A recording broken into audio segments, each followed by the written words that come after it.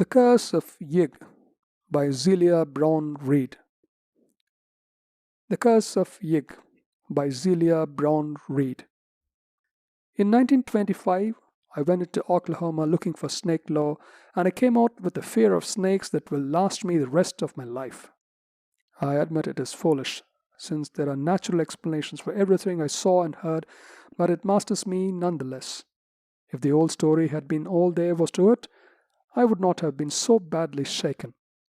My work as an American Indian ethnologist has hardened me to all kinds of extravagant legendary, and I know that simple white people can beat the Redskins at their own game when it comes to fanciful inventions. But I can't forget what I saw with my own eyes at the insane asylum in Guthrie. I called it the asylum because a few of the oldest settlers told me I would find something important there. Neither Indians nor white men would discuss the snake god legends I had come to trace. The oil boom newcomers, of course, knew nothing of such matters, and the red men and old pioneers were plainly frightened when I spoke to them. Not more than 6 or 7 people mentioned the asylum, and those who did were careful to talk in whispers. But the whisperers said that Dr. McNeil could show me a very terrible relic and tell me all I wanted to know. He could explain why Yig, the half-human father of serpents, is a shunned and feared object in central Oklahoma, and why old settlers shiver at the secret Indian orgies which make the autumn days and nights hideous with the ceaseless beating of tom-toms in lonely places. It was with the scent of a hound on the trail that I went to Guthrie, for I had spent many years collecting data on the evolution of serpent worship among the Indians.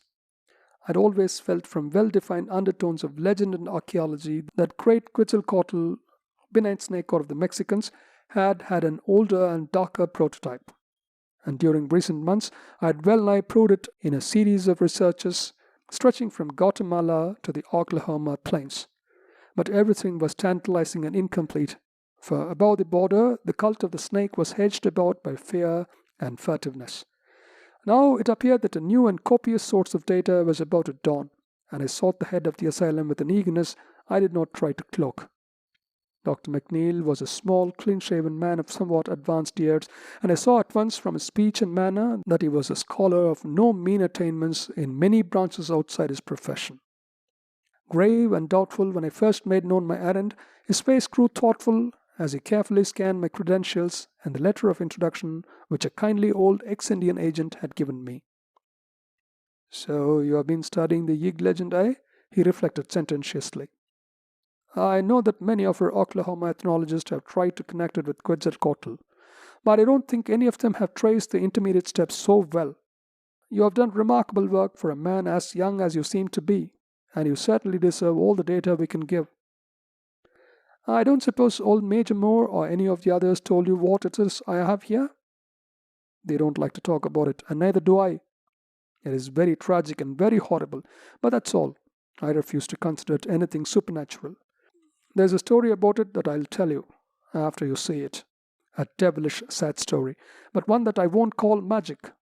It merely shows the potency that belief has over some people. I'll admit there are times when I feel a shiver that's more than physical, but in daylight I set all that down to nerves. I'm not a young fellow anymore, alas. To come to the point, the thing I have is what you might call a victim of Yig's curse, a physically living victim. We don't let the bulk of the nurses see it, although most of them know it is here. There are just 2 steady old chaps whom I let feed it and clean out its quarters. Used to be 3, but good old Stevens passed on a few years ago. I suppose I'll have to break in a new group pretty soon, for the thing doesn't seem to age or change much, and we old boys can't last forever. Maybe the ethics of the near future will let us give it a merciful release, but it's hard to tell. Did you see that single ground glass basement window over in the east wing when you came up the drive? That's where it is. I'll take you there myself. You needn't make any comment. Just look through the movable panel in the door and thank God the light isn't any stronger. Then I'll tell you the story, or as much as I've been able to piece together." We walked downstairs very quietly and did not talk as we threaded the corridors of the seemingly deserted basement. Dr. McNeil unlocked a grey painted steel door, but it was only a bulkhead leading to a further stretch of hallway. At length he paused before a door marked B116. opened a small observation panel which he could use only by standing on tiptoe, and pounded several times upon the painted metal as if to arouse the occupant, whatever it might be. A faint stench came from the aperture as the doctor unclosed it, and I fancied his pounding elicited a kind of low hissing response. Finally, he motioned me to replace him at the peephole, and I did so with a causeless and increasing tremor. The barred ground-glass window, close to the earth outside, admitted only a feeble and uncertain pallor, and I had to look into the malodorous den for several seconds before I could see what was crawling and wriggling about on the straw-covered floor, emitting every now and then a weak and vacuous hiss. Then the shadowed outlines began to take shape, and I perceived that the squirming entity bore some remote resemblance to a human form laid flat on its belly. I clutched at the door handle for support as I tried to keep from fainting. The moving object was almost of human size and entirely devoid of clothing. It was absolutely hairless, and its tawny-looking back seemed subtly squamous in the dim, ghoulish light. Around the shoulders it was rather speckled and brownish, and the head was very curiously flat. As it looked up to hiss at me, I saw that the beady little black eyes were damnably anthropoid, but I could not bear to study them long. They fastened themselves on me with a horrible persistence, so that I closed the panel gaspingly and left the creature to wriggle about unseen in its matted straw and spectral twilight. I must have reeled a bit, for I saw that the doctor was gently holding my arm as he guided me away. I was stuttering over and over again, But for God's sake, what is it? Dr. McNeil told me the story in his private office as I sprawled opposite him in an easy chair. The gold and crimson of late afternoon changed to the violet of early dusk, but still I sat awed and motionless. I resented every ring of the telephone and every whir of the buzzer, and I could have cursed the nurses and interns whose knocks now and then summoned the doctor briefly to the outer office. Night came, and I was glad my house switched on all the lights. Scientist though I was, my zeal for research was half forgotten amid such breathless ecstasies of fright as a small boy might feel when whispered witch tales go the rounds of the chimney corner. It seems that Yig, the snake god of the Central Plains tribes, presumably the primal source of the more southerly Quetzalcoatl or Kukulkan, was an odd, half-anthropomorphic devil of highly arbitrary and capricious nature. He was not wholly evil, and was usually quite well disposed toward those who gave proper respect to him and his children, the serpents. But in the autumn, he became abnormally ravenous, and had to be driven away by means of suitable rites.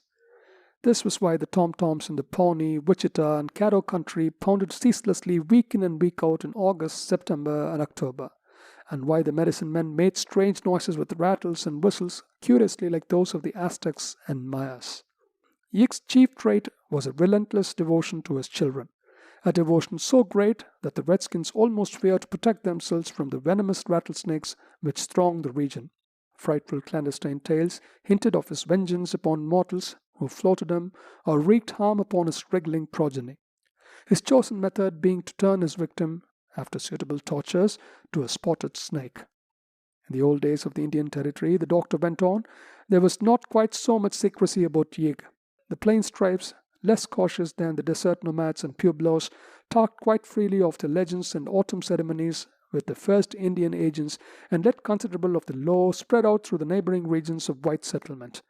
The great fear came in the land rush days of '89, when some extraordinary incidents had been rumored, and the rumors sustained by what seemed to be hideously tangible proofs. Indians said that the new white men did not know how to get on with Yig, and afterward the settlers came to take the theory at face value. Now, no old-timer in middle Oklahoma, white or red, could be induced to breathe a word about the snake god, except in vague hints. Yet, after all, the doctor added with the most needless emphasis, the only truly authenticated horror had been a thing of pitiful tragedy rather than of bewitchment. It was all very material and cruel, even that last phase which had caused so much dispute. Dr. McNeil paused and cleared his throat before getting down to his special story, and I felt a tingling sensation as when a theater curtain rises. The thing had begun when Walker Davis and his wife Audrey left Arkansas to settle in the newly opened public lands in the spring of 1889, and the end had come in the country of the Wichitas, north of the Washita River, in what is at present Caddo County. There is a small village called Binga there now, and the railway goes through. But otherwise the place is less changed than other parts of Oklahoma. It is still a section of farms and ranches, quite productive in these days, since the great oil fields do not come very close. Walker and Audrey had come from Franklin County in the Ozarks with a canvas-topped wagon, 2 mules, an ancient and useless dog called Wolf, and all their household goods. They were typical hill folk, youngish and perhaps a little more ambitious than most, and looked forward to a life of better returns by the hard work than they had in Arkansas. Both were lean, raw-boned specimens, the man tall, sandy, and grey-eyed, and the woman short and rather dark, with a black straightness of her hair suggesting a slight Indian admixture. In general, there was very little of distinction about them, and but for one thing, their annals might not have differed from those of thousands of other pioneers who flocked into the new country at that time.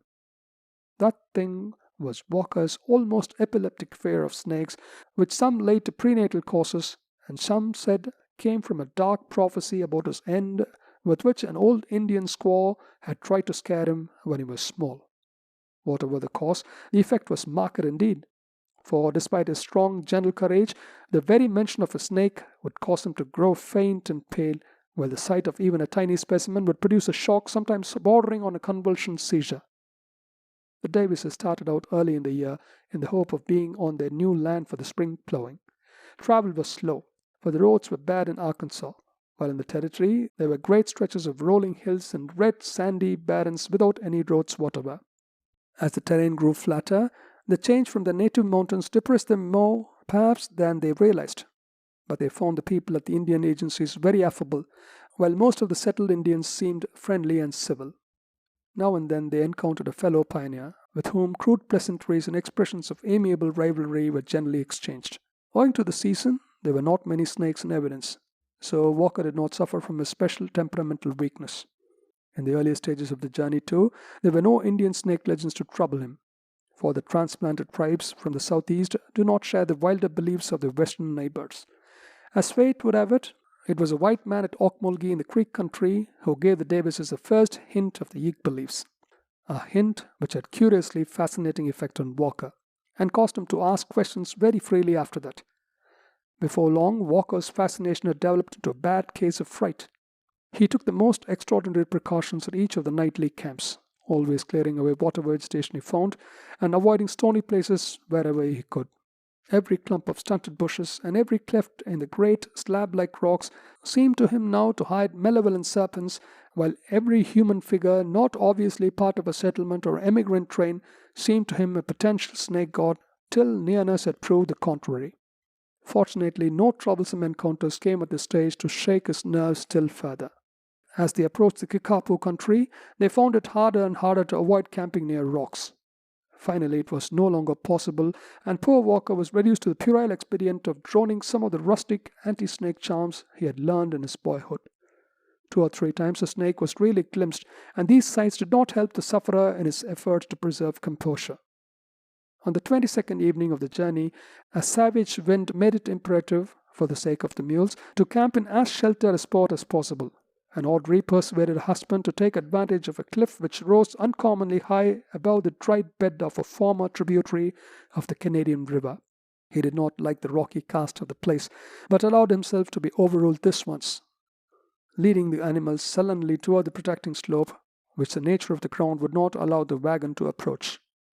Audrey, examining the rocks near the wagon, meanwhile noticed a singular sniffing on the part of the feeble old dog. Seizing a rifle, she followed his lead, and presently thanked the stars that she had forestalled Walker in her discovery. For there, snugly nested in the gap between 2 boulders, was a sight it would have done him no good to see. Visible only as one convoluted expanse, but perhaps comprising as many as 3 or 4 separate units, was a mass of lacy wriggling which could not be other than a brood of newborn rattlesnake. Anxious to save Walker from a trying shock, Audrey did not hesitate to act, but took the gun firmly by the barrel and brought the butt down again and again upon the writhing objects. Her own sense of loathing was great, but it did not amount to a real fear. Finally, she saw that her task was done, and turned to cleanse the improvised bludgeon in the red sand and dry, dead grass nearby. She must, she reflected, cover the nest up before Walker got back from tethering the mules. Old Wolf, tottering relic of mixed shepherd and coyote ancestry that he was, had vanished, and she feared he had gone to fetch his master. Footsteps at that instant proved a fear well founded. A second more, and Walker had seen everything. Audrey made a move to catch him if he should faint, but he did no more than sway. Then the look of pure fright on his bloodless face turned slowly to something like mingled awe and anger, and he began to upbraid his wife in trembling tones. "God's sake, Aud, but why do you go for to do that? And you heard all the things they have been telling about the snake devil Yig? You'd ought to have told me, and we'd have moved on. Don't you know there's a devil god what gets even if you hurts his children? What for you do you think the Indians all dances and beats their drums in the fall about? This land's under a curse, I tell you. Nigh every soul we ever talked to since we came in said the same. Yig rules here, and he comes out every fall for to get his victims and turn 'em into snakes. Why, or they won't none of them Indians across the canyon kill a snake for love nor money. God knows what you have done to yourself, girl, a stomping out a whole brood of Yig's children. You'll get your sure, sooner or later, unless I can buy a charmer from some of the Indian medicine men. He'll get you. He'll get you, Aud, as sure there's a God in heaven. He'll come out of the night and turn you into a crawling spotted snake." All the rest of the journey, Walker kept up the frightened reproofs and prophecies. They crossed the Canadian near Newcastle, and soon afterward met with the first of the real Plains Indians they had seen, a party of blanketed Wichitas, whose leader talked freely under the spell of the whiskey offered him, and taught poor Walker a long-winded protective charm against Yig in exchange for a quart bottle of the same inspiring fluid. By the end of the week, the chosen site in the Wichita country was reached, and the Davises made haste to trace their boundaries and perform the spring plowing before even beginning the construction of a cabin. The region was flat, drearily windy, and sparse of natural vegetation, but promised great fertility under cultivation. Occasional outcroppings of granite diversified a soil of decomposed red sandstone, and here and there a great flat rock would stretch along the surface of the ground like a man-made floor. There seemed to be very few snakes, or possible dens for them, so Audrey at last persuaded Walker to build the one-room cabin over a vast, smooth slab of exposed stone. With such a flooring, and with a good-sized fireplace, the wettest weather might be defied, though it soon became evident that dampness was no salient quality of the district. Logs were hauled in the wagon from the nearest belt of woods many miles toward the Wichita Mountains. Walker built his white-chimneyed cabin and crude barn with the aid of some of the other settlers, though the nearest one was over a mile away. In turn, he helped his helpers at similar house raisings, so that many ties of friendship sprang up between the new neighbors.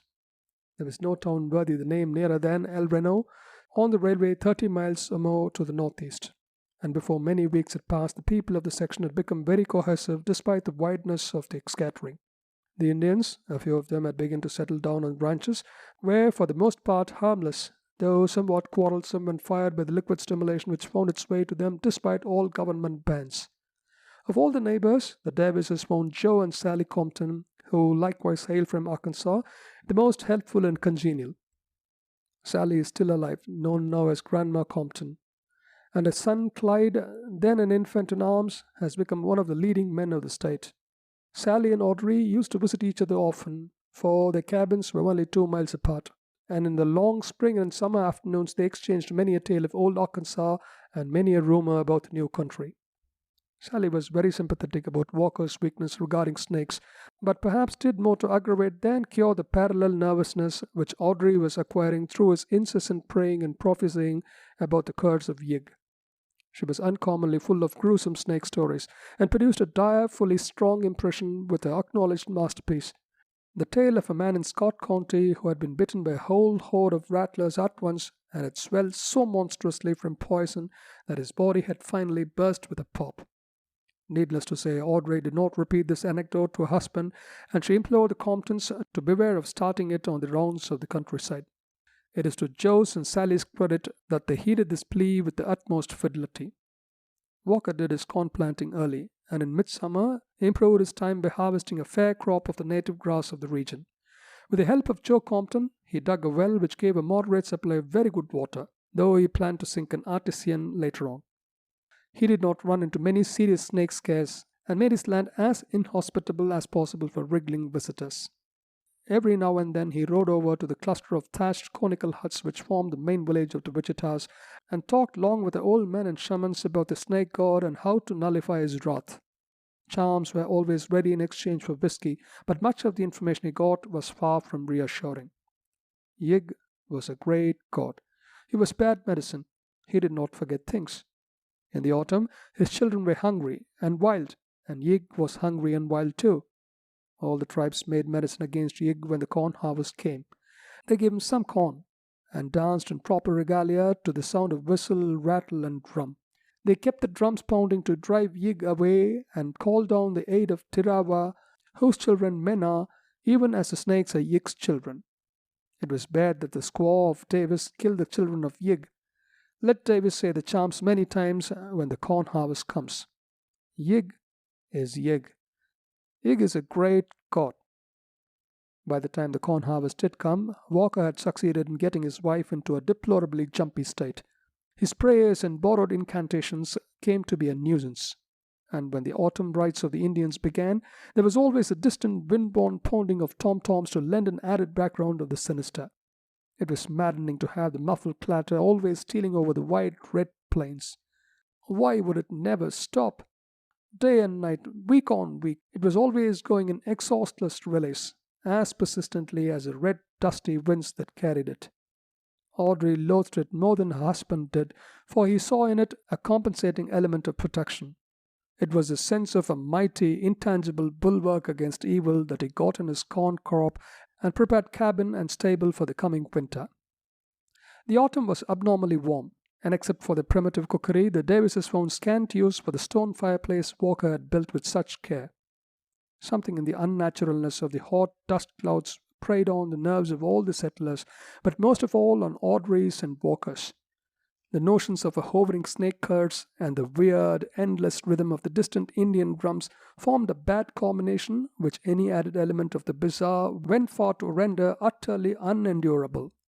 Notwithstanding this strain, several festive gatherings were held at one or another of the cabins after the crops were reaped, keeping naively alive in modernity those curious rites of the harvest home which are as old as human agriculture itself.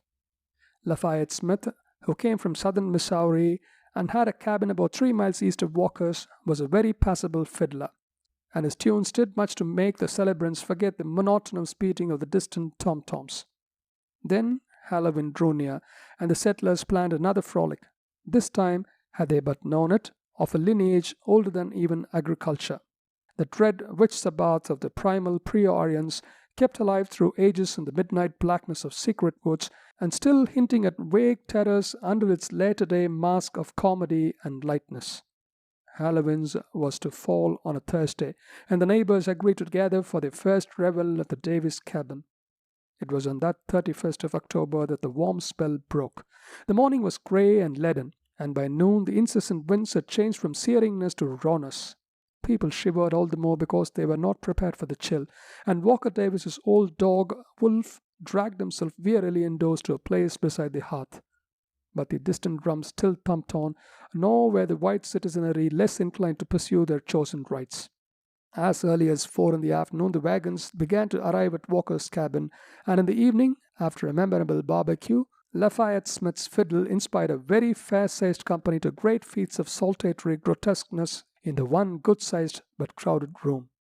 The younger folk indulged in the amiable inanities proper to the season, and now and then old Wolf would howl with doleful and spine-tickling ominousness at some especial spectral strain from Lafayette's squeaky violin, a device he had never heard before. Mostly, though, this battered veteran slept through the merriment, for he was past the age of active interests and lived largely in his dreams. Tom and Jeannie Rigby had brought their collie Zeke along, but the canines did not fraternize. Zeke seemed strangely uneasy over something, and nosed around curiously all the evening. Audrey and Walker made a fine couple on the floor, and Grandma Compton still likes to recall her impression of their dancing that night. Their worries seemed forgotten for the nuns, and Walker was shaved and trimmed into a surprising degree of spruceness. By 10 o'clock, all hands were healthy tired, and the guests began to depart family by family with many handshakings and bluff assurances of what a fine time everybody had had. Tom and Jenny thought Zeke's eerie howls as he followed them to the wagon were marks of regret at having to go home, though Audrey said it must be the faraway tom-toms which annoyed him, for the distant thumping was surely ghastly enough after the merriment within. The night was bitterly cold, and for the first time, Walker put a great log in the fireplace and banked it with the ashes to keep it smouldering till morning. Old Wolf dragged himself within the ruddy glow and lapsed into his customary coma. Audrey and Walker, too tired to think of charms or curses, tumbled into the rough pine bed and were asleep before the cheap alarm clock on the mantel had ticked out 3 minutes. And from far away, the rhythmic pounding of those hellish tom-toms still pulsed on the chill night wind. Dr. McNeil paused here and removed his glasses, as if a blurring of the objective world might make the reminiscent vision clearer. "You will soon appreciate," he said, "that I had a great deal of difficulty in piecing out all that happened after the guests left. There were times, though, at first, when I was able to make a try at it." After a moment of silence, he went on with the tale. Audrey had terrible dreams of Yig, who appeared to her in the guise of Satan as depicted in cheap engravings she had seen. It was indeed from an absolute ecstasy of nightmare that she started suddenly awake to find Walker already conscious and sitting up in bed. He seemed to be listening intently to something, and silenced her with a whisper when she began to ask what had roused him. "Hark, Aud," he breathed. "Don't you hear something singing and buzzing and rustling? Do you reckon it's the fall crickets?" Certainly there was distinctly audible within the cabin such a sound as he had described. Audrey tried to analyze it, and was impressed with some element at once horrible and familiar which hovered just outside the rim of her memory. And beyond it all, waking a hideous thought, the monotonous beating of the distant tom-toms came incessantly across the black plains on which a cloudy half-moon had set. "Walker, suppose it's the curse of Yig?" She could feel him tremble. "No, girl, I don't reckon he comes that way. He's shaped like a man, except you look at him close. That's what Chief Grey Eagle says. This here is some vomits coming out in the cold, not crickets, I calculate, but somewhat like them. I ought to get up and stomp him out afore makes much headway or get at the cabote." He rose, felt for the lantern that hung within easy reach, and rattled the tin matchbox nailed to the wall beside it. Audrey sat up in bed and watched the flare of the match grow into the steady glow of the lantern. Then, as their eyes began to take in the whole of the room, the crude rafters shook with the frenzy of their simultaneous shriek. For the flat, rocky floor, revealed in newborn illumination, was one seething, brown-speckled mass of wriggling rattlesnakes slithering toward the fire, and even now turning their loathsome heads to menace the fright-blasted lantern-bearer. It was only for an instant that Audrey saw the things. The reptiles were of every size, of unaccountable numbers, and apparently of several varieties, and even as she looked, 2 or 3 of them reared their heads as if to strike at Walker. She did not faint. It was Walker's crash to the floor that extinguished the lantern and plunged her into blackness. He had not screamed a second time. Fright had paralyzed him, and he fell as if shot by a silent arrow from no mortal's bow. To Audrey, the entire world seemed to whirl about fantastically, mingling with the nightmare from which she had started. Voluntary motion of any sort was impossible, for will and the sense of reality had left her. She fell back inertly on a pillow, hoping that she would wake soon. No actual sense of what had happened penetrated her mind for some time. Then, little by little, the suspicion that she was really awake began to dawn on her, and she was convulsed with a mounting blend of panic and grief which made her long to shriek out despite the inhibiting spell which kept her mute. Walker was gone, and she had not been able to help him. He had died of snakes, just as the old witch woman had predicted when he was a little boy. Poor Wolf had not been able to help either. Probably had not even awaked from his senile stupor. And now the crawling things must be coming for her, writhing closer and closer every moment in the dark, perhaps even now twining slipperily about the bedpost and oozing up over the coarse woolen blankets. Unconsciously, she crept under the clothes and trembled. It must be the curse of Yig. He had sent his monstrous children on All Hallows Night, and they had taken Walker first. Why was that? Wasn't he innocent enough? Why not come straight for her? Hadn't she killed those little rattlers alone? Then she thought of the curse's form as told by the Indians. she wouldn't be killed, just turned on to a spotted snake. Ugh. So she would be like those things she had glimpsed on the floor, those things which Yig had sent to get her and enroll her among their number. She tried to mumble a charm that Walker had taught her, but found she could not utter a single sound. The noisy ticking of the alarm clock sounded above the maddening beat of the distant tom-toms. The snakes were taking a long time. Did they mean to delay on purpose to play on her nerves? Every now and then, she thought she felt a stealthy, insidious pressure on the bedclothes, but each time it turned out to be only the automatic twitchings of her overwrought nerves. The clock ticked on in the dark, and a change came slowly over her thoughts. Those snakes couldn't have taken so long. They couldn't be Yig's messengers after all, but just natural rattlers that were nested below the rock and had been drawn there by the fire. They weren't coming for her, perhaps. Perhaps they had sated themselves on poor Walker. Where were they now? Gone? Coiled by the fire? Still crawling over the prone corpse of their victim? The clock ticked, and the distant drums throbbed on. At the thought of her husband's body lying there in the pitch blackness, a thrill of purely physical horror passed over Audrey. That story of Sally Compton's about the man back in Scott County. He too had been bitten by a whole bunch of rattlesnakes, and what had happened to him? The poison had rotted the flesh and swelled the whole corpse, and in the end the bloated thing had burst horribly with a detestable popping noise. Was that what was happening to Walker down there on the rock floor? Instinctively she felt that she had begun to listen for something too terrible even to name to herself. The clock ticked on, keeping a kind of mocking, sardonic time with the far-off drumming that the night wind brought. She wished it were a striking clock, so that she could know how long this eldritch vigil must last. She cursed the toughness of fibre that had kept her from fainting, and wondered what sort of relief the dawn could bring after all. Probably neighbors would pass. No doubt somebody would call. Would they find her still sane? Was she still sane now? Morbidly listening, Audrey all at once became aware of something which she had to verify with every effort of her will before she could believe it, and which, once verified, she did not know whether to welcome or dread.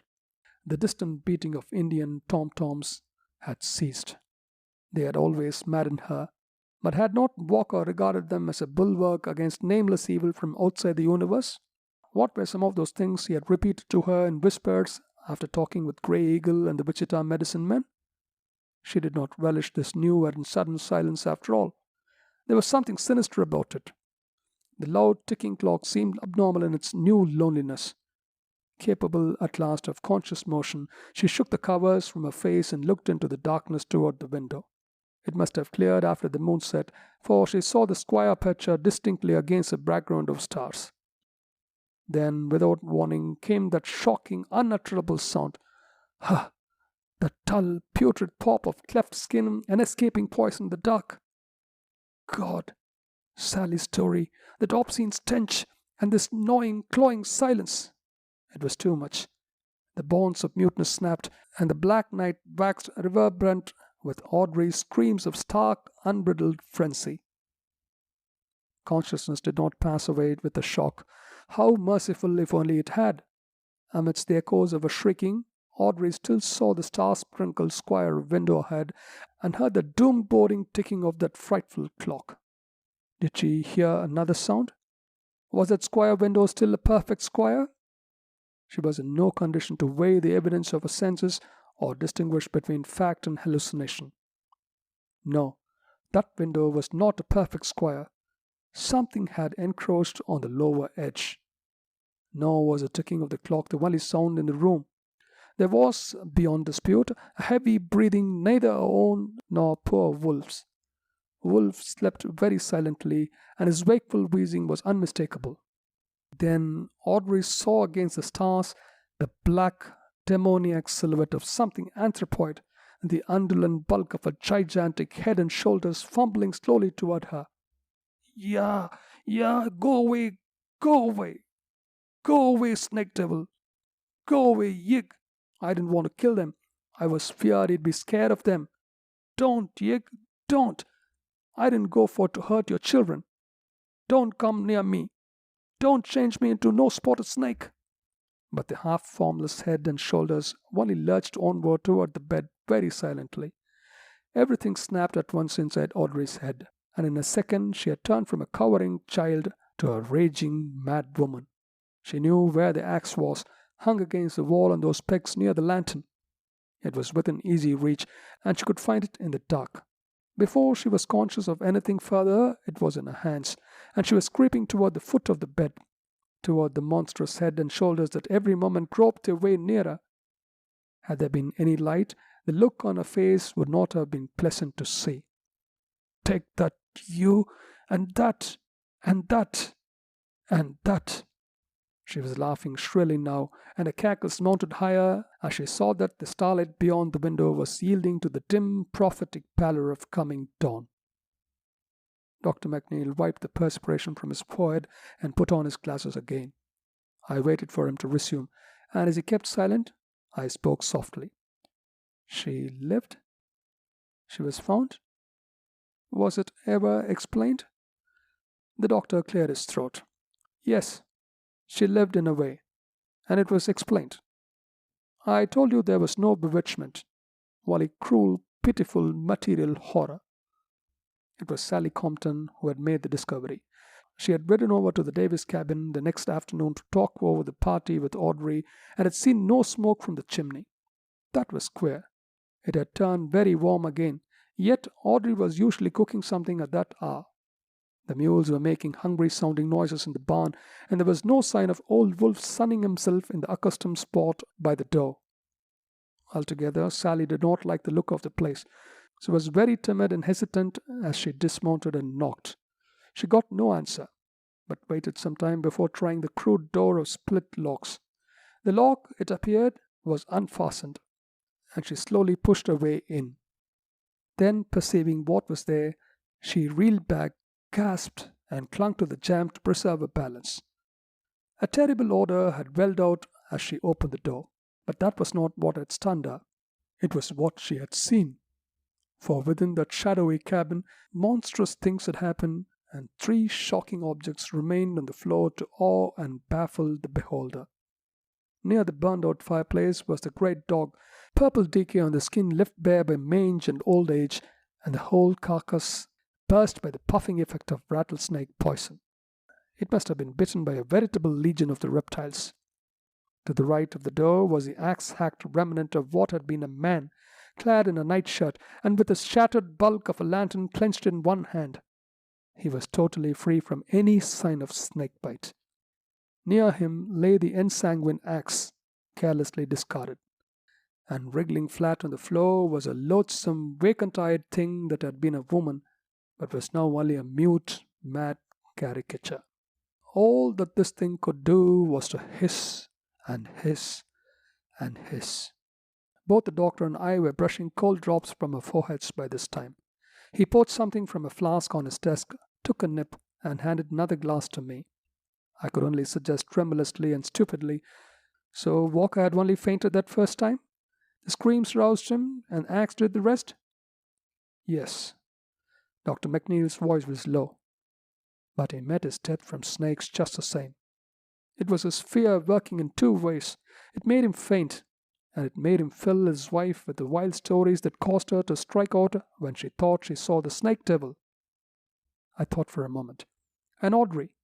Wasn't it queer how the curse of Yig seemed to work itself out on her? I suppose the impression of hissing snakes had been fairly ground into her." "Yes. There was lucid spells at first, but they got to be fewer and fewer. Her hair came white at the roots as it grew, and later began to fall out. The skin grew blotchy, and when she died—" I interrupted with a start. "Then what was that thing downstairs?" McNeil spoke gravely. "That is what was born to her 3/4 of a year afterward. There were 3 more of them. 2 were even worse, but this one is the only one that lived." The end of The Curse of Yig